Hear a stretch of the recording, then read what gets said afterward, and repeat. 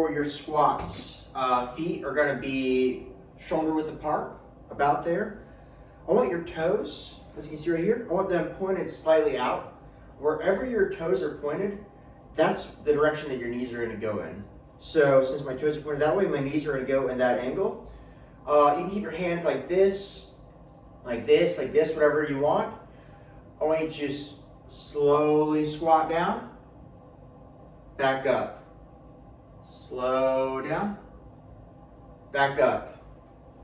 Now from the side, I want you to squat as deep as you can without letting your lower back round. So for me, I'm good. But if I go down all the way back here, this will round, and that's not what we want. So just go as low as you need to, or as low as you can, without letting your lower back round. Now, if your heels are coming up on the squat, a simple solution is to choose a couple of books, make sure that they're the same size, and then just put those under your heels, and that will take care of that.